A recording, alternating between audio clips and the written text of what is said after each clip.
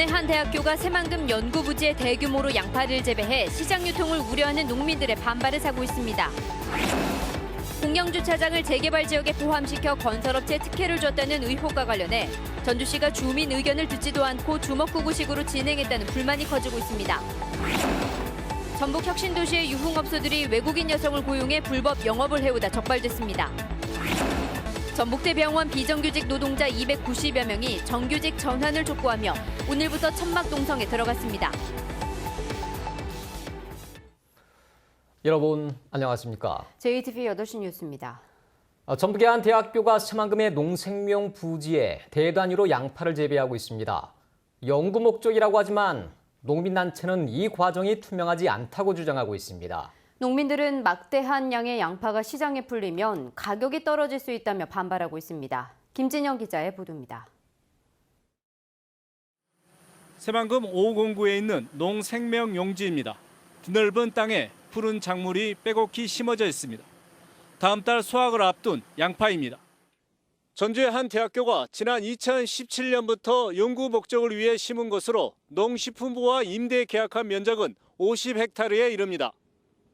인근 농민들은 농생명 용지를 가득 채운 양파를 볼 때마다 걱정입니다. 막대한 양의 양파가 시장에 유통되면 가격 하락으로 이어질 수 있기 때문입니다. 대학교가 직접 시범 재배하는 게 아니라 외부 영농법인에 맡겨 재배하면서 농민들의 우려는 더욱 커지고 있습니다. 더구나 연구 목적의 작물은 농식품부의 생산 실적을 보고한 뒤에 유통하도록 되어 있는데 이런 절차도 지키지 않았다는 주장입니다. 농림부에서도 어떻게 처분됐는가, 몇 톤 생산됐는가 근거가 없습니다. 농민들이 짓고 있는 농산물을 그대로 같이 생산하면 연구의 목적이 필요가 없지 않습니까? 대학은 연구 재배 단지가 워낙 넓다 보니 절차에 따라 영농법인을 선정해 양파를 재배하고 있다는 해명입니다. 또 양파를 가공 공장에 일부만 유통해 시장에는 영향을 거의 미치지 않았다며 농민들 피해가 없도록 연구 재배 단지에 대한 개선안을 마련하겠다고 밝혔습니다. 그러나 지난해에 이어 올해도 산지에서 양파 과잉 생산이 우려되는 상황이다 보니 양파 농가들의 반발은 쉽게 수그러들지 않을 것으로 보입니다. JTB 뉴스 김진영입니다.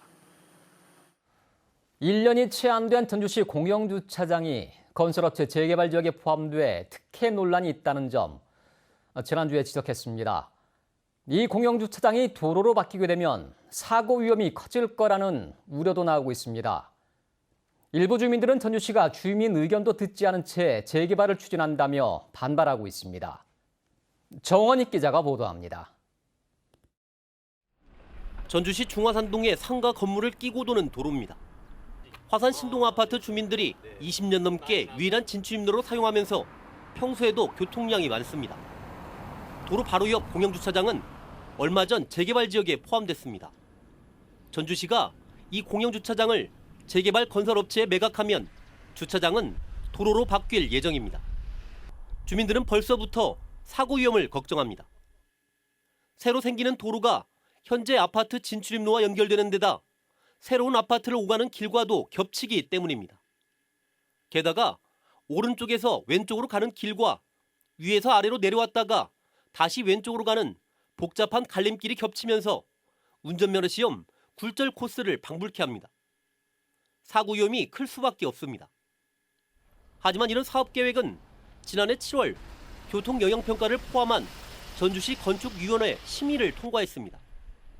그런데 정작 도로 바로 앞에 사는 주민은 이렇게 위험한 도로가 생기는 줄 통보받지 못했다며 반발합니다. 그런 것을 하려면 주민들하고 1차적으로 대화를 좀 했어야 되는데 전혀 그런 것이 없다 보니까 아마 탁상 행정이 아닌가 그런 생각이 듭니다. 전주시는 교통 전문가들이 검토를 한 만큼 별 문제가 없을 것이라고 주장했습니다. 교통영향 전문가들이 나름대로 검토를 해서 낸 사항이잖아요. 이게 교통 전문가들이 6분이 참석해가지고 나름대로 다 검토했을 거 아니에요. 취재진과 현장을 둘러본 교통 전문가의 말은 전혀 다릅니다. 소로와 소로를 연결해서 아파트 부출입이 이루어지고 또 인접 그 지역 주민들이 이용하는 그 도로 교통 용량이 늘어나면서 소통 또는 교통사고 위험이 크게 우려된다고 볼 수가 있습니다. 영구적으로 조성한 공영주차장을 전주시가 건설업체에 매각할 것으로 알려져 특혜 논란이 일고 있는 가운데 이 주차장이 도로로 바뀌면 사고 위험이 커질 거라는 우려 때문에 주민들이 불안에 떨고 있습니다. JTB 뉴스 정원익입니다. 외국인 여성을 접대부로 불법 고용한 유흥업소들이 적발됐습니다. 업소들은 주택가에서 멀지 않은 곳에서 러시아 여성들을 고용해 버젓이 불법 영업을 했습니다. 송창용 기자의 보도입니다. 전북 혁신도시에 있는 한 유흥업소입니다. 단속반이 문을 열자 손님들과 함께 술을 마시고 있는 외국인 여성들이 보입니다. 옆방에도 외국인 여성 2명이 손님과 함께 앉아 있습니다. 이날 하루 이곳에서 적발된 외국인 여성은 모두 12명. 60일짜리 관광비자로 국내에 들어온 러시아 여성들입니다. 유흥업소에서 이들을 고용하는 것도 이들이 일하는 것도 모두 불법입니다. 불법 고용해서 여성 절대 없으면 안 되는 거 알죠? 예. 저희가 이제 거기에 대해서 단속을 시작할게요. 이에 앞서 지난달 초에는 태국인 여성 4명을 역시 접대부로 불법 고용한 인근 유흥업소가 적발됐습니다. 이들 업소는 주택가에서 불과 200~300m 떨어진 곳에서 버젓이 불법 영업을 했습니다. 전라북도는 이들 업소에 대해 행정처분과 형사고발을 추진하기로 했습니다. 출입국 외국인 사무소는 적발된 외국인 여성 16명을 강제 출국시키기로 했습니다. 차이나 인도에 무분별하게 선정적인 전단지를 살포해서 저희들이 내사에 착수하여 단속하게 되었습니다. 전라북도와 전주 출입국 외국인 사무소는 외국인 여성을 불법으로 고용한 사례가 더 있을 것으로 보고 단속을 확대하기로 했습니다. JTB 뉴스 송창용입니다. 군산경찰서는 공공장소에서 상습적으로 자신의 신체를 노출한 군산시 공무원 58살 A씨를 기소 의견으로 검찰에 송치했습니다. A씨는 지난 3월 30일 아침 6시쯤 군산시 수송동의 한 버스 정류장에서 길을 가던 여성에게 신체를 노출하는 등 지금까지 3차례에 걸쳐 공개된 장소에서 같은 범행을 한 혐의를 받고 있습니다. 군산시는 지난 1일 A씨의 직위를 해제했으며 수사가 마무리되는 대로 징계위원회를 열 예정이라고 밝혔습니다. 치매를 앓는 80대 노인이 요양병원의 승합차에서만 하루 동안 방치돼 있다가 숨진 사실이 뒤늦게 밝혀졌습니다. 지난해 한 요양원이 노조의 파업으로 80명에 가까운 입소자들을 한꺼번에 다른 시설로 옮기다 벌어진 일입니다. 나금동 기자가 보도합니다. 89살 최모 할머니가 전주의 한 요양병원 차량에서 발견된 건 지난 4일 낮 2시쯤. 요양병원 측은 땀을 흘리고 있던 최 할머니에게 심폐소생술을 실시했지만 결국 약 15분 만에 숨졌습니다. 우리 직원이 보니까 눈을 끔뻑거리시고 우리 직원들도 놀래서 당황해서 원장님 바로 따라 들어가서 CPR 하셨죠.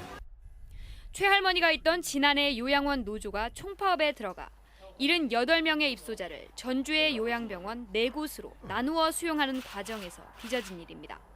제가 이제 어르신 빨리 끝나면 제가 모시러 갈게요 하면서 인사를 드렸을 때도 고개를 끄덕끄덕 해주시면서 이 병원은 차량 석대로 33명이나 단체로 이송하면서 뒷자리에 할머니를 두고 내린 뒤 24시간 만에 발견했습니다. 당시 낮 기온만 27도에 육박한 상황. 할머니가 치매를 앓고 있고 차량에는 짙은 썬팅까지 돼 있어 발견이 늦어진 것으로 보입니다.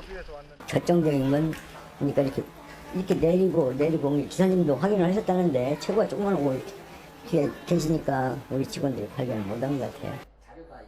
총파업에 들어갔던 지난해 요양원 노조는 파업에 들어간 당일 오후 5시 파업을 철회하고 업무에 복귀했습니다.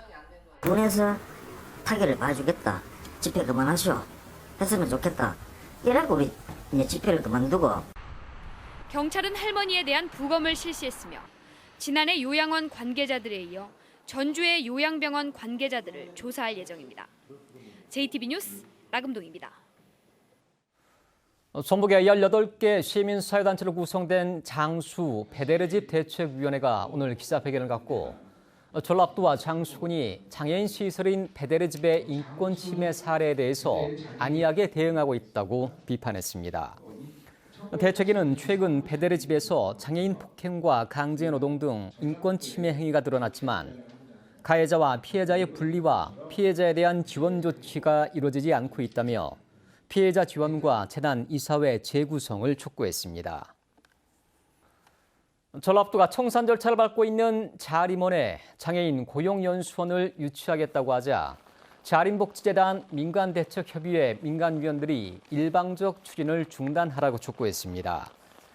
이들은 자림원의 활용 방안은 민간대책협의회에서 충분한 논의를 거쳐 결정해야 한다면서 이같이 주장했습니다. 정부가 공공기관 비정규직 근로자의 정규직 전환 방침을 발표한 지 2년이 다 돼가고 있습니다. 하지만 정규직 전환율은 4%밖에 되지 않습니다. 전북대 병원을 비롯한 전국의 국립대 병원 비정규직 근로자들이 정규직 전환을 요구하고 나섰습니다. 주혜인 기자입니다. 전북대병원에서 환경미화원으로 일하고 있는 59살 김호순 씨. 올해로 21년째지만 연차는 15개가 전부인데다 퇴직금은 한 푼도 받지 못할 처지에 놓여 있습니다. 정부가 정규직 전환을 약속한 2017년부터 지금까지 김 씨에겐 하루하루가 희망 고문입니다. 항상 불안하고 1년에 한 번씩 재계약을 될 것인가 안 될 것인가 실장님한테 우리 계약했대요? 안 했대요? 항상 그걸 물어봐야 되고 3년째 병원의 소방시설을 관리하고 있는 정종엽 씨도 사정은 마찬가지. 하루 동안 건물 7동을 돌며 소방시설을 일일이 점검해야 하지만 직원은 정 씨를 포함해 3명에 불과합니다. 우리들한테 희망보다는 절망을 자꾸 더 주는 것 같은 또 희망 고문을 계속 주고 있는 정부에 대해서 상당히 불만이 많이 갖고 있죠. 전북대병원을 비롯해 전국의 국립대병원 13곳에서 일하는 비정규직 근로자는 모두 5천여 명. 정부의 가이드라인에 따라 정규직 전환이 가장 먼저 이루어져야 할 1단계 사업장이지만 전환이 이루어진 건 부산대병원과 강릉 원주대 치과병원의 근로자 200여 명이 전부입니다. 가이드라인 자체가 강제법규의 성격은 아니다 보니까 계획에 대비해서 진도가 이렇게 나오고 있지 않는 기관들이 있는데 이런 기관들에 대해서는 저희가 지도 컨설팅이라든지 이런 부분은 한다지만 한계가 노동단체들은 정부가 미온적이라는 점을 가장 큰 문제점으로 지적하고 있습니다. 아직까지 딱 명확하게 지금 현재 교육부나 정부가 정규직화 시켜라라고 하는 한마디면 되는 건데 그 한마디를 안 해줘서 지금까지 끌고 오고 있는. 전북대병원의 비정규직 노동자 290여 명은 앞으로 2주 동안 정규직 전환을 촉구하는 천막 농성을 진행할 계획입니다. JTB 뉴스 주혜인입니다. 고용산업 위기 지역인 군산에 대한 정부 지원 가운데 실직자 등에 대한 지원은 크게 부족한 것으로 나타났습니다. 민간정책연구소 랩2050이 고용산업 위기 지역인 군산에 대한 정부 지원 예산을 분석한 결과 24개 사업 1조 9,650억 원 가운데 실직 근로자를 위해 사용한 사업 예산은 221억 원으로 1.1%에 그쳤다고 밝혔습니다. 실직 근로자에 대한 지원이 적은 데는 대부분 위기 지역 지원 사업이 산업과 기업 경쟁력 유지에 집중했기 때문으로 분석했습니다. 전북교육청이 역대 최대인 4,300억 원 규모의 추경 예산을 편성해 도의회에 제출했습니다. 주요 예산으로는 교육 공공성 확보를 위한 공립유치원 신설 등 시설 사업비 1,300억 원, 공기청정기 설치 등 학생 건강과 안전 예산에 680억 원, 고교 무상교육과 사립유치원 급식비 등의 100억 원 등이 편성됐습니다. 도교육청 추경 예산은 도의회 심의를 거쳐 오는 21일 확정됩니다. 바른미래당 지도부와 사퇴 요구파 의원들의 갈등이 더욱 고조되고 있습니다. 바른미래당 유승민 의원 등 15명은 선거제 신속 처리한 건 지정 과정에서 빚어진 사보임 문제 등을 이유로 손학규 대표와 김관영 원내대표의 사퇴를 요구하기 위해 의원총회 소집 요구서를 제출했습니다. 김관영 원내대표는 이에 대해 계파 정치로 당을 흔들고 있다고 비난하고 이들이 민주당이나 한국당과 연대나 통합을 하지 않고 바른미래당으로 총선에 나간다면 즉시 원내대표를 사임하겠다고 말했습니다. 전북의 세계 전통시장이 문화관광형 시장으로 육성되고 2곳이 청년몰, 1곳이 특성화 사업 대상으로 선정됐습니다. 중소벤처기업부는 전통시장 지원 사업에 대한 심의위원회를 열어 명산시장, 봉동생강골시장, 서동시장을 문화관광형 시장 지원 대상으로 선정하고 김제 전통시장에는 청년몰, 군산 공설시장에는 청년몰 대학 협력 사업을 추진하기로 했습니다. 또 중소기업부는 전북의 전통시장 4곳에는 공영주차장을 고치거나 조성하도록 지원하기로 했습니다. 전북지방경찰청 교통범죄수사팀은 고의 교통사고를 내 보험금을 타낸 혐의로 보험 설계사 46살 김모 씨를 구속했습니다. 김 씨는 지난 2014년 11월부터 중고로 구입한 고가의 외제 차량으로 운전이 서툰 여성이나 노인 운전자 차량이 차로를 변경할 때 들이받는 수법으로 24차례에 걸쳐 보험금 1억 원을 받아 챙긴 혐의입니다. 오늘은 대체로 맑은 가운데 낮 기온은 20도 안팎으로 포근했습니다. 내일도 대체로 맑은 가운데 일교차 큰 날씨가 이어지겠습니다. 아침 최저 기온은 2도에서 8도로 평년보다 5도가량 낮겠고 동부 내륙 지역에는 서리가 내리는 곳도 있겠습니다. 낮부터는 기온이 20도 안팎까지 올라 오늘과 비슷하겠습니다. 미세먼지 농도는 보통 수준이 예상됩니다. 당분간 대체로 맑고 건조한 가운데 일교차 큰 날씨가 이어지겠습니다.